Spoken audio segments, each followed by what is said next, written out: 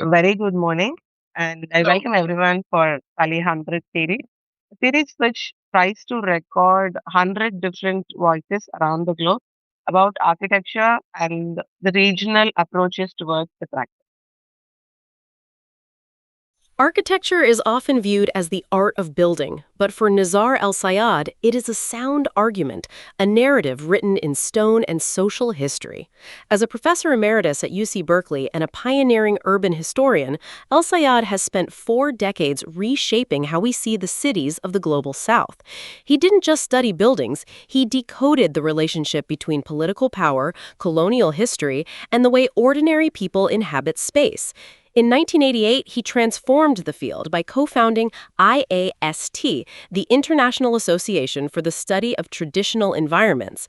He moved tradition away from romantic nostalgia, reframing it as a dynamic, living social science. Perhaps his most provocative contribution is his work on urban informality.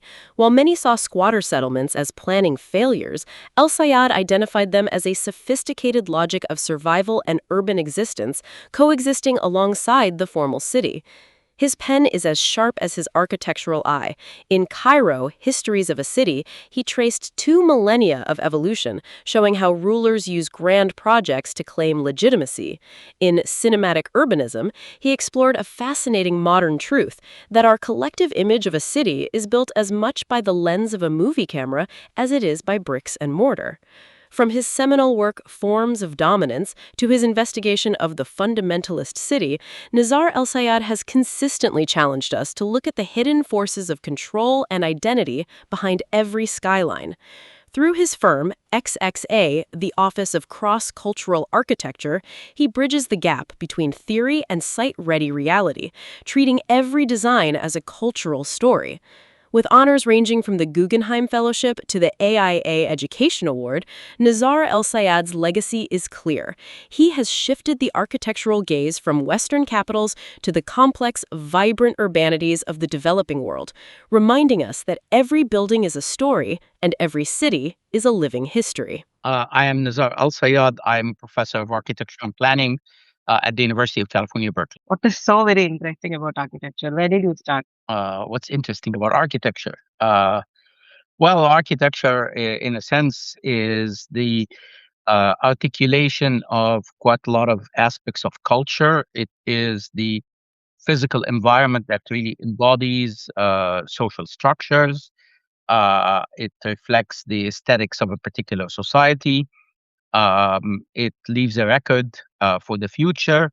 The history of architecture then literally becomes not only a branch of history, but rather the material evidence for what history was actually all about. That's very interesting. So we'll get into your research. Like in post-colonial context, architects are attempting, or like when it comes to renovation of a project, they reclaim and then they recreate something which existed. From your perspective, this is what is evolution of vernacular wisdom, or what you call it as the manufacture of heritage. So how do you perceive it? Well, you actually combine two different concepts that I've worked on, uh, concepts that I often make a distinction between, but I can at least try to connect them in the way you presented it. Colonialism, in and of itself, is a practice that is based on the taking over of the territory of another, of the culture of another, and in a sense, creating a situation where one culture is subservient to another. Most colonists, once they go to a particular culture, as the British did in India, or as the French did in North Africa, or as the Italians did in Ethiopia, where they literally implant ideas and built environments that reflect their own culture and not necessarily the culture of the colonized. Colonialism also a double-edged sword because ultimately what happens is um, the colonialists are very much influenced by the traditional and vernacular architecture that exists in a region, and over time, sometimes even this architecture becomes their own. I mean, one of the best examples is the bungalow. The bungalow, as you know, just basically is is a structure. It's a hut. It's a hut that used to exist in Bengal when the British landed in Bengal, areas like Calcutta and what have you. They actually found that this particular structure is the easiest structure to live in. But over time, they had to refine it to accommodate their own taste. But the veranda of the hut became very important. And as the British basically moved then to places like Australia and Egypt and other parts of Africa, they took the Bengali hut with them, and it just became, this, structure that is very much associated with the British Empire and not with Bengal, which is funny in and of itself. So in California, we have quite a lot of bungalows, which have absolutely nothing to do with India, but in reality, their origin, in a sense, is India. Now, whether this is the manufacture of a heritage, yes, it clearly fits in that. But I use the term in a different book. The first book that I talked about is called Forms of Dominance on the Architecture and Urbanism of the Colonial Enterprise. The second book that you referred to is called Consuming Tradition, Manufacturing, Heritage. And it dealt with a slightly different phenomena. It dealt with the phenomena of tourism and how is it that tourists, as they move around the world, to explore the architecture of other people and other cultures and other places, they basically, in the process, localities tend to reconstitute themselves mainly for the tourists. And this is what I meant by the manufacture of heritage, because this is not real heritage. This is heritage that is deliberately packaged and presented for the tourists for financial gain. And in a sense, it's not necessarily a very new phenomena. It's a phenomenon that has been there for a very long time. It's a phenomena that is coterminous with or parallel with the entire industry of tourism. Although I would say it manifested itself the most in very articulate ways at the end of the 20th century, at the beginning of the 21st, where we find entire environments that are often created mainly for tourists to visit them and to see them. It's very, very mixed kind of approach because, like, we have bungalows in colonial address, Yes. and then the transition is very evident even in our houses, like the contemporary building. Take True. few inferences or influences from them, and then it gets transformed to the modern architecture. So then Yes. about this tourism thing, like we generally feel the cities are evolving or to retain certain part of the essence of the city. Tourism is one main root cause in Yes. basically India completely. So the heritage towns or the temple towns, they survive because of tourism. There, a very And there's in sense nothing wrong with that. My critique is of how is it that that process mm, creates a sort of a form of fake interaction between the locals and the tourists. You don't really see this much, this fake interaction that I'm talking about in India, as much as you see it in a place like Indonesia, particularly in a place like Bali, okay. where Bali is it's an island. It's an island that caters tremendously to a very large number of tourists. Tourists come there to view a specific traditional habitat, vernacular architecture, and a particular traditional lifestyle. Um, and in a sense, one of the things that the Indonesian government and the tourist agencies and I would even argue those who are in charge of heritage in Bali were very interested in doing is maintaining this structure as much Mm, as to the extent that you actually it's the interaction itself becomes fake. So you go to certain houses, which yes have been there for 100 years. They look exactly the same, but the residents are not just doing or behaving exactly the same way that they would behave if the tourists are not there. They are almost there to as if they are on a stage and they are acting. And this doesn't happen only in Bali. It happens even in the United States. We have a little colonial town called Williamsburg in Virginia, which in fact was one of the earliest towns that was built by the British. And now, uh, more than 50 years ago, Williamsburg made a foundation, the Williamsburg Foundation, and they decided that it's a major site for tourists. So they preserved quite a lot of the colonial houses that are from the 1700s and the 1800s, and tourists flock to them.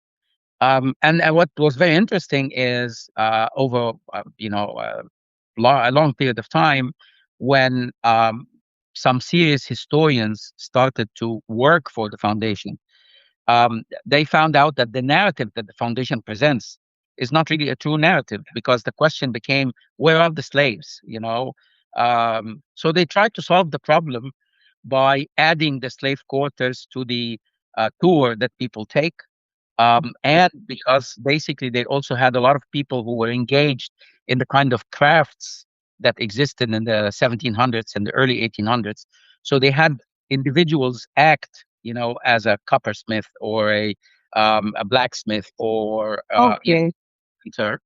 And in the process, then they decided to hire a few African Americans, black people, to serve as slaves. And of course, the whole thing backfired because in the end, the tourists were not necessarily going to sort of see a part of the history of America that they are ashamed of or they don't want to see. And as a result of that, in a sense, it became like a strange situation where tourists like to consume the visual culture of the past, but without being reminded with the entire social and political package that comes with it.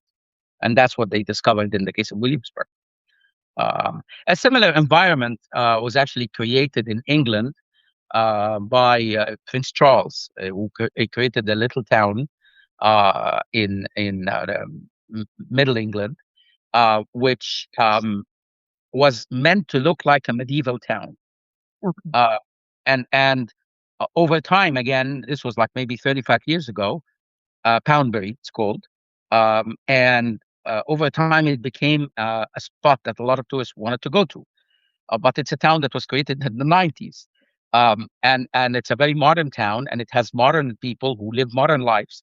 But the condition is that they could not have any signs of modernity. So, the satellite dishes are all hidden. The lighting, which is inside the house, from the outside appears as if it's candles. The street lighting is still gas. So it had all of these qualities that sort of make it look like a medieval town, but it's not really a medieval town, because medieval towns, as we know from history, were filthy places to live in. So this is a very clean medieval town that never existed in the Middle Ages, but it's basically made for the tourists, which allowed a lot of architectural critics, because the town was actually designed by a famous architectural designer in England, who was one of the entourage of Prince Charles at the time, who's now the king.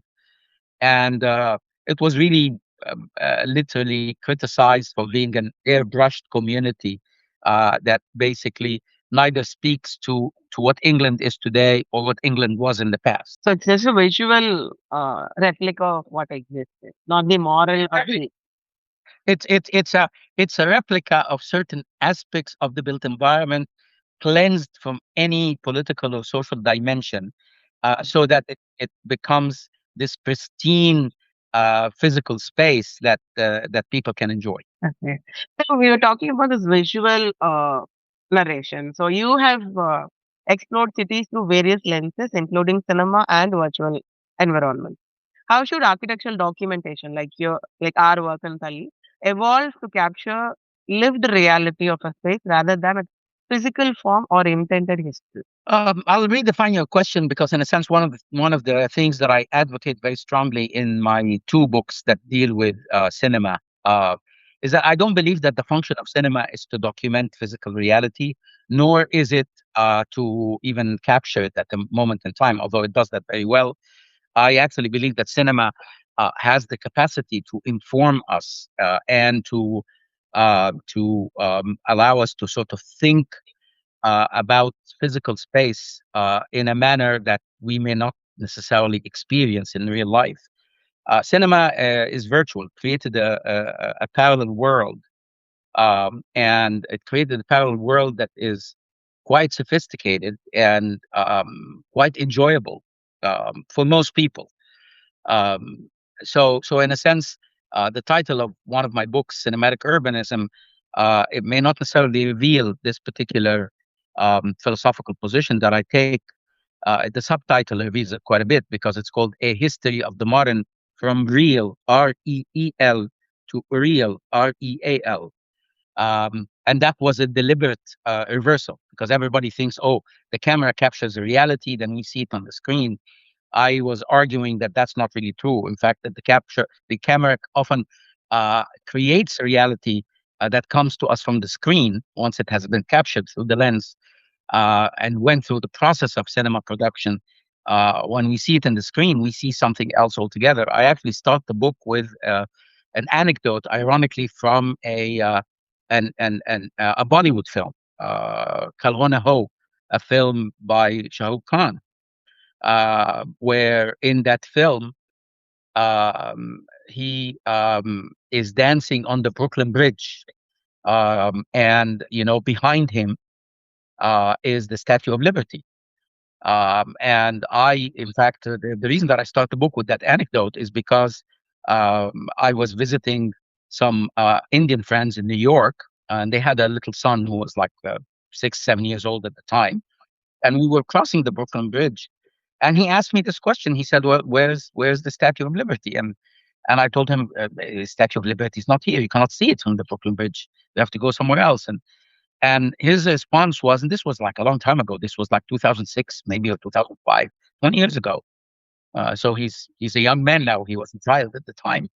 And I remember when we went there to their home, he went, and at that time it was still VHS. He got the film, got the VHS of film. He put it on the DVD player or the VHS player, and sure enough, he showed me, look, he is dancing on the bridge, and Statue of Liberty is behind him. These are the tricks that you make in cinema, and I'm sure that the filmmaker was actually doing that to remind us that they are in New York, and so he took the landmark of New York, two landmarks of New York, combined them in one scene, and the poor child, for him, the reality did not matter. What mattered was he saw it in the film, and he was very disappointed when he was on the bridge and could not see the Statue of Liberty, because for him, the virtual became the frame of reference by which he evaluates the real, not the opposite. And in the book, I give so many examples of that, from films and even from reality altogether. So in a sense, I turn the statement that you gave me upside down because I'm much more interested in how cinema, in this case, inspires us to understand physical space and forces us to even question what we know about reality. That's a different perspective. Like, in our digital architecture studios, we were given assignments to watch movies and write about the architecture that's been shown in the movie. Sure. So I was given Metropolis. Yes. So it was really very interesting to see something of that time, which they have included in the architectural perspective, which doesn't exist during that particular time.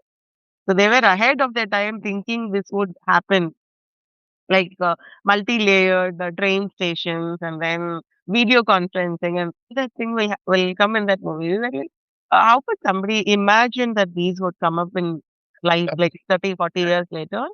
That's the beauty of movie making. And you always find that, in a sense, because filmmakers are artists, and as artists, they have a very vivid imagination, and they can expect that. I mean, this is a film particularly that you're talking about. Metropolis is as Fritz Lang's film, 1927, so it's 100 years old. Yeah. It's not 80 or 90; it's 100 years old, and you can imagine not only the kind of imagination that he had. It's also because other people had written about the future. Lang, and this particular era, this particular time, was a time in which you found novelists and poets and what have you, all writing books, some of which were utopian, some of which were dystopian, about that future and about what would happen to it. And sometimes these individuals manage to actually capture a situation that, just as you said, became a reality later. One of the films that I talk about very briefly in one of my books is a film called uh, The End of Time, I think. It's a very interesting film because it actually talks about the forms of surveillance, the different forms of surveillance that uh, uh, later emerge as only in the last 10 years, where cameras are placed everywhere and you can reconstruct any kind of event, from that, except that the film takes it one step further because it shows that the authorities get to a point where they can predict what will happen in a particular situation because they see the cameras, and hence they act on the basis of people thinking about something, not doing something, and preventing it altogether. I'm sorry, it's called The End of Violence, not The End of Time. Okay. Film where the main actor was Bill Pullman, but it's also a film that really captures, this notion that we have today, particularly in cities like London and New York and what have you, where there is a central location where everything that is being broadcast from all the streets goes to some government entity, and everybody is being watched all the time. Interesting. So like this, all these writers and then this movie makers are very proactive, and then they imagine what would be the future, and it's been reflected on the screen. There's a lot of Yes. inspiration. How can when we talk about the future, we also think of the social and environmental responsibility because the architecture is growing, and then there's a lot of buildings coming up. What should be the responsibility of an architect towards social and environmental responsibility? Because we are bringing in a lot of buildings into the city. Yes, I think this is a very important question, and I actually think it is the question that most schools of architecture should be focused on right now, and many are not. I say that not only because we are suffering from a situation of uh, tremendously whittling resources, where the environment is being degraded, where the future groups of people, future generations may not necessarily be able to enjoy nature even the same way that earlier generations enjoyed it. So I think that architects have a tremendous responsibility towards both of these issues. And in a sense, you can actually see that the terminology that emerged, which for me is not enough because unfortunately it was simply reduced to catch-all phrases, like environmental sustainability and social resilience. Um, um, Very, very good ideas, but they need to be supported in the architecture curricula by specific exercises that do so. Today, now in some schools of architecture, there's a tremendous focus on materials, and particularly on recycled materials and how it can be used. I think this is a very good trend. It has not yielded results yet. It's at its infancy, but I would definitely say it is something that most schools of architecture should be focused on. Now, in terms of social responsibility, architecture unfortunately goes through phases, because there was a time that basically emerged at the time of the modern movement where the focus was completely on function. But the idea of a focus on function was also married with the notion of socially responsible spaces, spaces that satisfy the needs of communities. And you can see that that was technically part of the political position of the early modernists. Unfortunately, as we came to the end of the 20th century, and with postmodernism, and then later the emergence of parametric design, the emergence of the blob, the emergence of different approaches that threw out a considerable part of the agenda of modernism and of modern architecture and of the international style, we ended up with architecture that was, I would even argue, socially irresponsible. Architects became fascinated with the idea of pleasing their clients through aesthetic exercises, which sometimes reached the point of absurdity. But as long as they got paid and as long as they got published, that became very important. And I think What got completely side sidetracked is the social responsibility of the architect. So I'm a distinguished emeritus professor now, but I taught at Berkeley for 38 years at the University of California, Berkeley, which is a school that was completely known for its political position and social engagement. And I can tell you that during my years, I saw this philosophy literally dwindle down to the point of almost completely disappearing. Why? Because the generation of architects, many of whom were the graduates of the East Coast schools, Columbia, Harvard, um, were much more interested in form making. And for them, social responsibility was an afterthought, if a thought at all. And I think that this, in a sense, changed the structure of architecture schools and generated a very large number of architects who are now practicing individuals, where one, they didn't necessarily get educated about the social responsibility and the ethical conditions of practice for architecture, and two, even those who did um, felt that the market is not going to appreciate taking these positions, and in the end, what they ended up doing is they compromised, and they found clients that gave them commissions that allowed them to excel, that allowed them to make money, that allowed them to have successful offices, at the expense of literally abandoning any form of social responsibility. And by social responsibility, I mean that architecture is one of those few both practices and arts. It's a science and an art simultaneously, where the product of what an architect does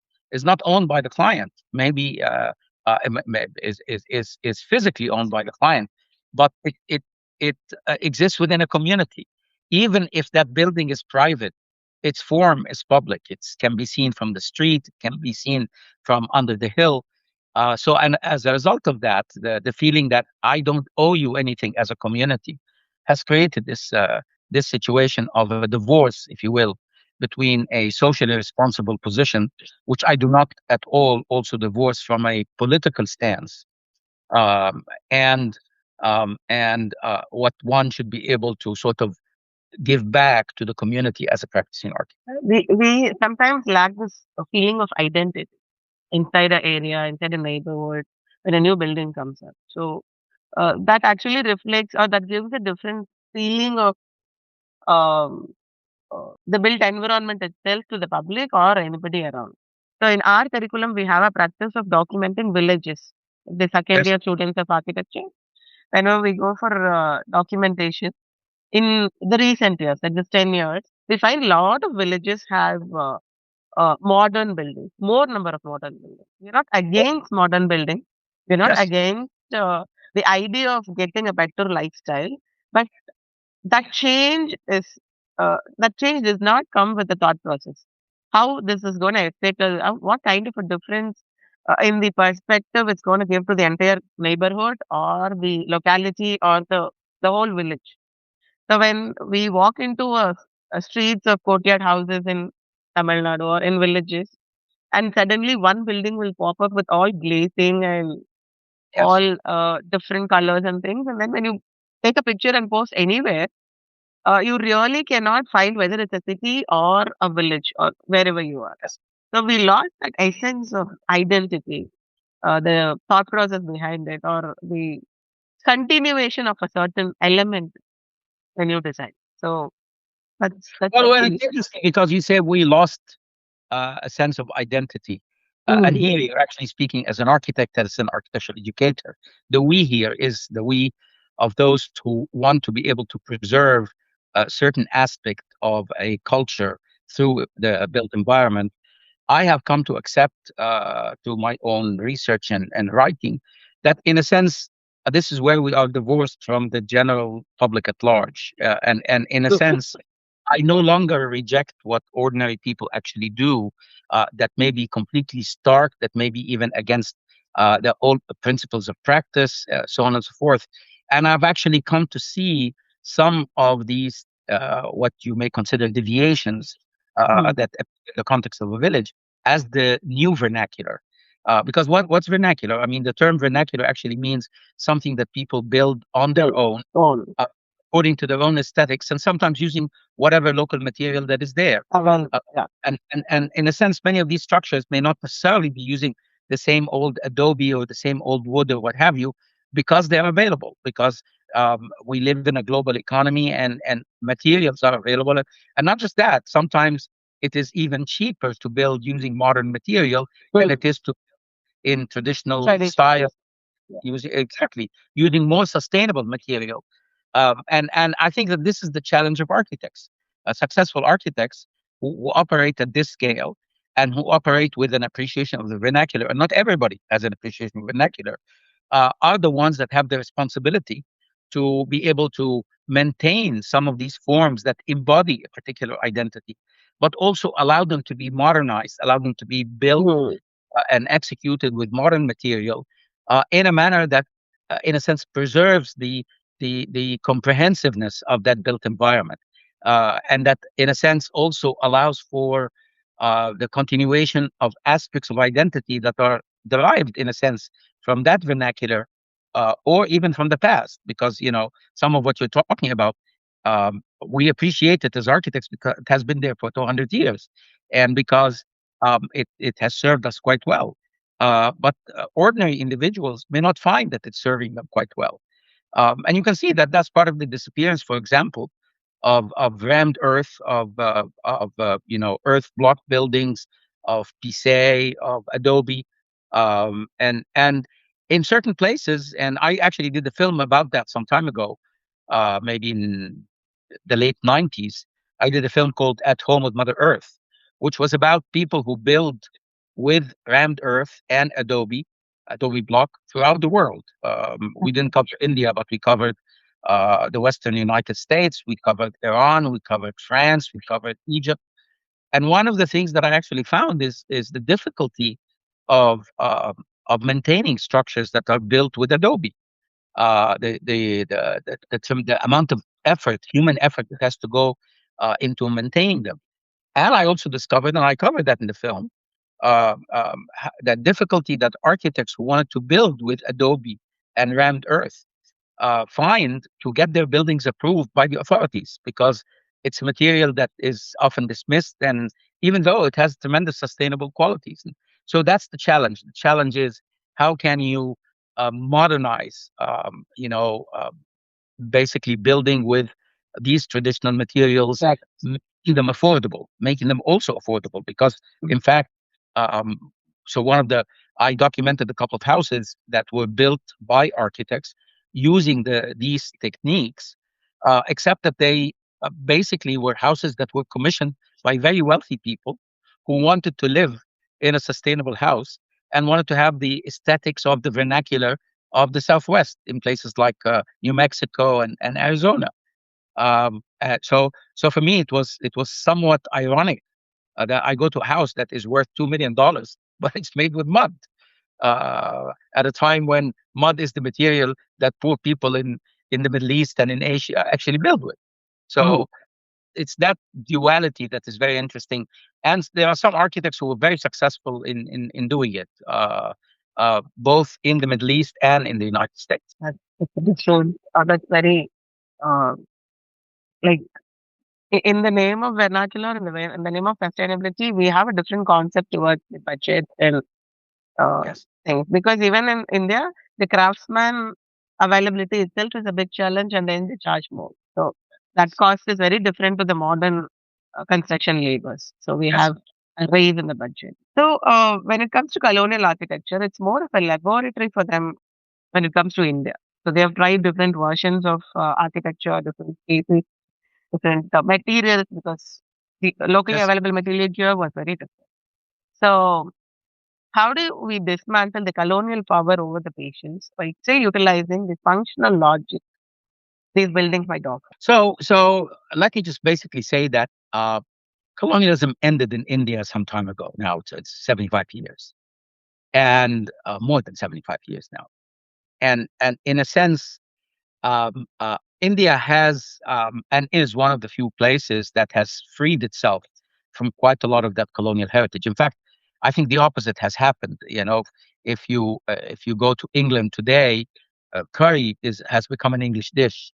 and it has become an English dish because India has invaded, or Indian people have invaded parts of Britain.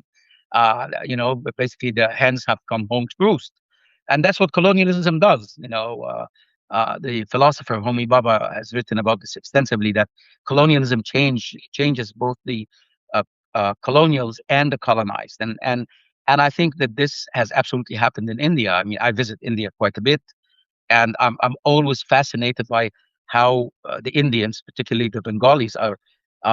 Whiskey is so important for them. When you look at the history of India, whiskey did not exist until the East India Company was introduced to Calcutta. In a sense, when one looks at this colonial architecture, one of the things that I argue in my work on colonialism is that there comes a point in the life of any civilization that was colonized where they have to stop to think of their heritage as the heritage of another, and they appropriate it as their own. And in a sense, this may not necessarily have happened in India in a very smooth way, but to actually see it happening in other parts of both the former British Empire and the former French Empire. So, for example, Cairo has a downtown that was built literally in the between 1875 and 1900s, so at the end of the 19th century, um, built by someone who studied with Baron Osman, who had redone modern Paris. Built every single building actually was built in a Parisian style, and the few buildings that were not in the Parisian style were designed in a sort of a neo Venetian style. Um, and over time, Egyptians started to build buildings that were very much influenced by these two styles, but they added elements from Mamluk architecture, which was the architecture of Egypt for 500 years, literally before British colonialism.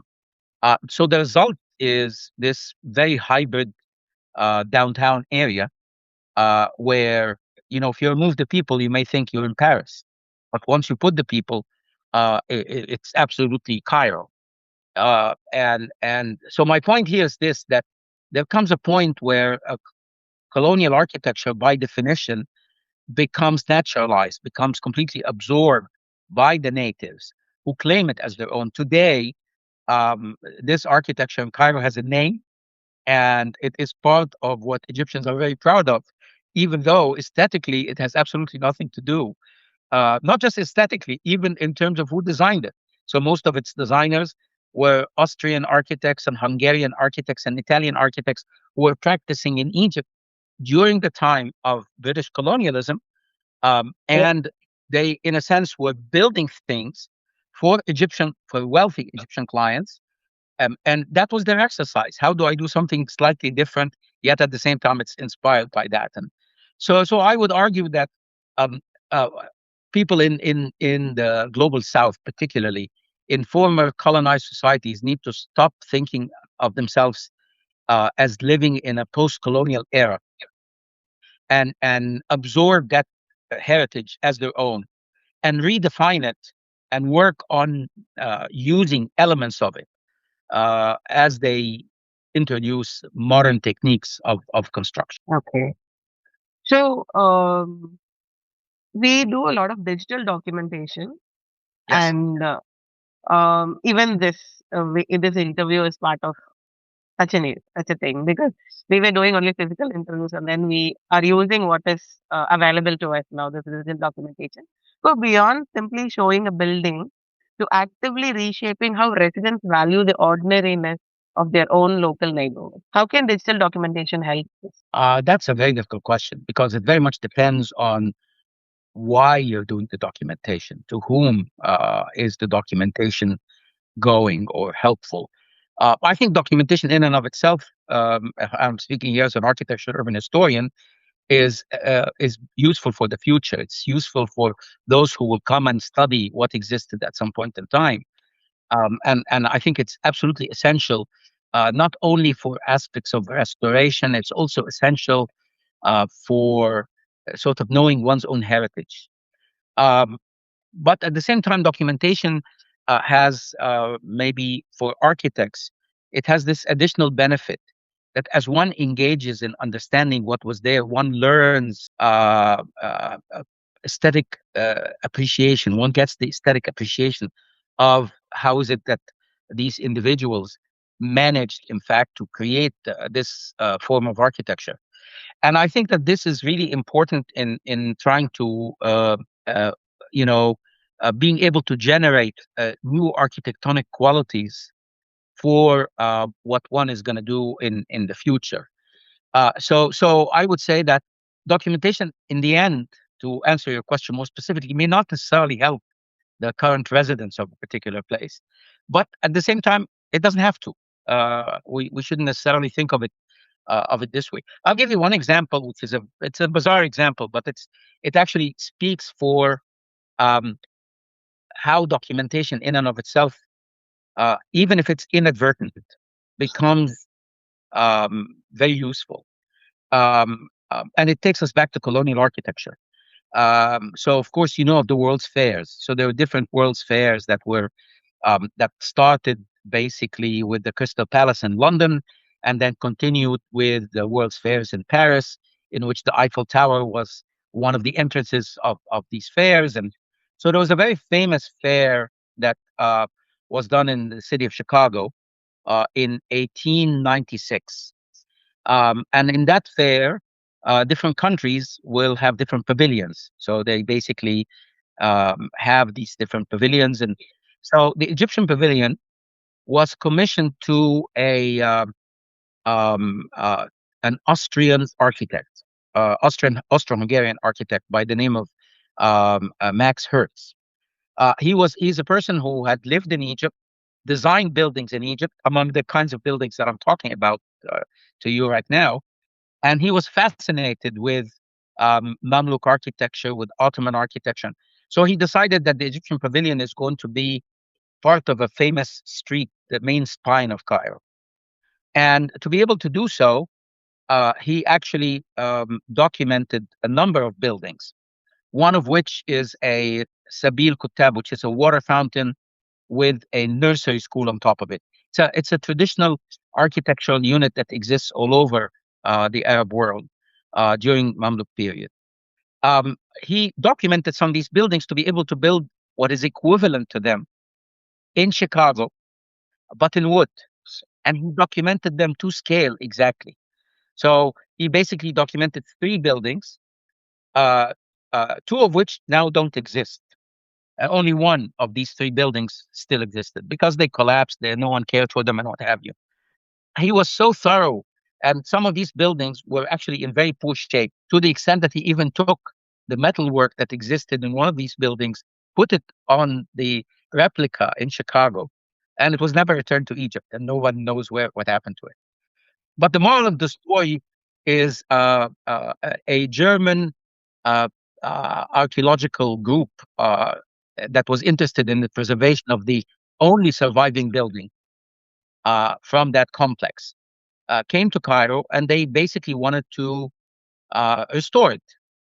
Uh, but again, it has been in very poor shape now since Max Hertz's time in 1890, and this was like 1975. So it's like 90 years later. The only documentation that they had that was reliable for them to be able to use to restore that structure to its former glory were the drawings that Max Hertz actually did to build Hmm. his replica in Chicago. The So, irony is that Max Hertz could not exactly, he tried as much as possible to get every single detail. So what we have in Cairo today is a building that looks more like the building that was in Chicago than the original building, because we don't know what the original building really looks like. So this is documentation. Now, this example may be used very cynically, but at the same time, it may be used, in my opinion, very productively, which is there isn't a single building that stays exactly as it is. Today, everybody appreciates the pyramids of Giza, but the pyramids of Giza that we have had in modern times and that have existed for the past uh, maybe 400 years or even earlier, uh, you know, 2,000 years, do not look like what the pyramids looked like when they were Good. initially built. Okay. So we are underestimating the power of documentation, I think. So we Absolutely, think yeah, it is not important. yeah, and that's why I say people who are documentarians should just basically not worry so much about the result of what they're documenting, as long as they have an intent and as Mm. long as they do a good job. How it will be used later is not up to them. Yes, It, yes. it will happen by virtue of what happens in society. So, and the accidents of history. Quite interesting. Something very new because even in Anna Nagar, Chennai, we had an industrial expo in after independence. So they had a lot of pavilions, and in one of the Tamil movie that were released during that time, one full song is being shot in that particular Mhm. pavilion, the entire industrial show. And when I did a talk for my Madras Day event, I took that video as a first example to showcase people that a lot of buildings existed because they retain only a very few buildings and remaining all they've dismantled and then it's been developed into a residential zone. So this particular song be a very great example of Yes, showing what existed and where it was. After yes, seeing that video, people went around the place. They found out few remainings in walls and then the arch gateways. It was like a vice versa. They saw the movie, they saw the video, they went to that place and found out few places. And then when something was existing there, they came back to the movie, they searched for that particular element, and then they again went and researched on it. So it was quite an interesting when we had it in the talk because people have watched that movie a lot of times because of old black and white movie, but yes. we've not thought that documentation would be so helpful for somebody in the future, like 50, 60 years, to make a talk and find out the interesting evolution of an industrial expo in India. So Yes, it was very, very nice experience for me to get yes. in touch.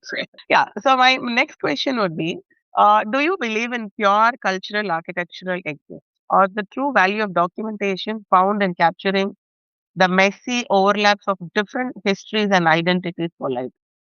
For area, it is not that single What, identity. what do you mean by pure? Because you use that term, which is a term that I find usually very difficult to understand. For me, there is really nothing pure in life, in the built environment, and so in a sense, even identity itself is not pure. In fact, I think Mhm. fundamentalism only thrives in situations where people claim a particular purity, whether it's the purity of race or the purity of built form or the purity of style or what have you. Uh, so I categorically reject the term pure. I believe that everything is actually hybrid, and sometimes it's hybrid to an extent that it's tainted, but sometimes it's hybrid to an extent that elevates it even beyond its origin. So I don't know how to answer your question because I don't believe in the purity of everything, anything at No, all. And yes, go ahead. we would look at it as like how does the different layers of history is shaping up an identity for a region. For example, when we talk in terms of Madras, like I belong to this region. So when we talk about the history of this region, we talk from prehistoric era. And then we have the uh, kingdoms or the dynasties that ruled over Yes. this region. And then after that, we have this colonial history and all these colonial buildings come up. And then we have this modern history, the recent after independence. We have a lot of infrastructure additions made to this history with the influence of modern architectural from all around the world because we have foreign architects coming and designing buildings here. And also our architects are collaborating with them and then they're doing development. So it's a layer. The city grew over a period of time and with respect to the region, we are able to decode the history of the place. I understand, but then if you look at all of those different historical stages that you talked about, even within one specific locality, one specific Hmm. city, none of them are really pure. They all borrowed from each other. They all built on each other. And sometimes it's even very difficult to draw the line.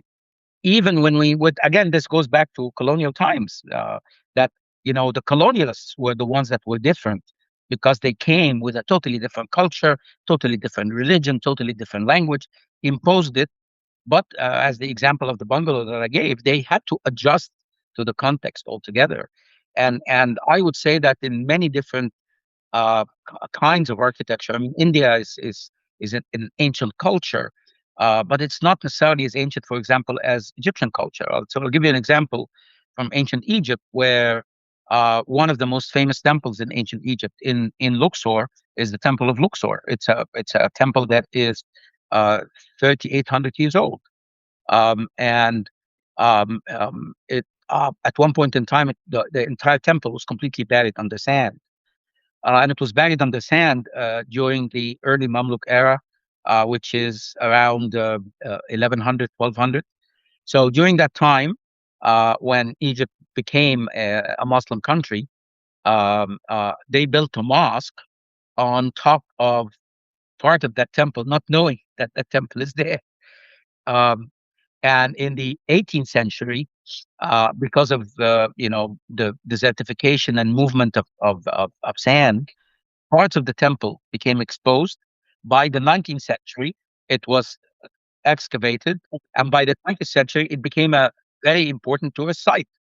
So, what do you do with a mosque that is literally 1,200 years old, that is built on something that is 3,800 years old? Do you demolish it so as to allow people to, see that part of the temple that, if you actually try to excavate it, the mosque would fall. Um, and over time, I think it wasn't even a deliberate government decision. It's over time. What happened is that the mosque is still functioning as a mosque. It is an Okay. icon for that city. It is in relatively good shape uh, as a historical site. Uh, it is in Mamluk style, so it has an amazing architecture. And I think what ended up happening is the two coexist. The tourists today, they go there and they are surprised. Uh, some ask, why is it still there? Why don't you remove it? And some people do the opposite, appreciate that it's there because it shows the layers of history that you're talking about, and it shows how. And you can see that in ancient Egyptian architecture as well. So, for example, there are so many temples in ancient Egypt. Egypt was one of the first countries to become Christianized. So when Egypt became a Christian country, and not immediately, but over 400 or 500 years, and Christians became so antagonistic to the idea of idols, many of these temples were made into churches. But the result of making them into churches is that much of what existed inside these beautiful temples was erased, was carved out. And today, when you actually go and visit some of these temples, you don't see them, in the greatness that they were like, but you basically see them precisely as what the Christians did to demolish them and use them for another function. That's history, and in a sense, it's honest history. You can see the same in a place like Hagia Sophia in Istanbul, which used to be the greatest church of Constantinople, and because of the Ottoman takeover of Constantinople in the 16th century, 15th and 16th century, it became a mosque, and it functioned as a mosque until the modern era, when it was made into a museum. Hmm. And the way it was made into a museum is that a lot of the Christian iconography was exposed, but they left some of the the Muslim additions to it, mainly like four big plates. Erdogan, who's as fundamentalist as Modi is in India, he's the fundamentalist of Turkey, decided to make it back into a mosque without changing anything. So now it functions as a mosque with all of the Byzantine Orthodox iconography that technically is completely contrary to Islam. For me, I appreciate and I actually like these examples because they actually force us to think and to take a position and to recognize the messiness of the built environment, but also to recognize how the built environment speaks a different language than what the language that we want. True. Yes. How we look at a building, like when we study history, we look at it as one functionality and one uh, template. But Yes. when You look back into the history, the events, the cultural and the social changes, then it is a layer of a lot of events that connected with the Yes. kingdom and the king. So my final question would be, if traditions, as you suggested, the process of transmission rather than a static set of features from the past, what role do you see for a contemporary architect? Is our job to preserve the remnants of the past, or should we be focusing more on documenting and facilitating the new traditions being formed in the informal and rapidly changing urban spaces of the global south? Loaded question. Um, I'll answer it by actually going back to some of my own work on tradition because, you know, I ceased to think of tradition. And in fact, even the association that I established in Berkeley, which is now a big association with hundreds of members around the world, called the International Association for the Study of Traditional Environments, IASTE. The operational definition that we use in the group is not that tradition is the legacy of the past or the static legacy of the past, but rather that tradition is always changing and always dynamic. That while tradition has an aspect of transformation and transition, that what it is it's a constant project, and tradition is a constant project that sort of looks at the past but redefines it for the purposes of the present. There is no tradition that is static. And when one thinks about even tradition, for anything to be tradition, it was an innovation at some point in time, and it's an innovation that keeps changing. So, not only recognizing the origin of tradition, but recognizing its ever changing and contingent nature. It's contingent upon, it's ephemeral, it's contingent upon so many different things and so many different processes. So from that perspective, I actually think that the task of an architect in the modern era is to be able to understand the tradition of his or her time, to work with that tradition of his or her time, and to relate that tradition to what they consider to be the identity of their physical environment. I don't necessarily believe that physical environments have an identity of their own. Physical environments are endowed with the identity of the people who inhabit it. So that's an exercise that architects need to engage in. It's an exercise where they have to ask, what is this particular physical environment? What is this particular street? What is this particular building really telling me, knowing that I live in 2026, in this particular time, in this particular culture where, media has taken over. We live in a post-truth society where the truth does not even matter, where, in a sense, what we see in virtual reality may be the frame of reference by which we evaluate physical reality, so on and so forth. So it appears to me that contemporary architects, need to grapple with all of these different things. And there isn't one single solution. There will always be different approaches.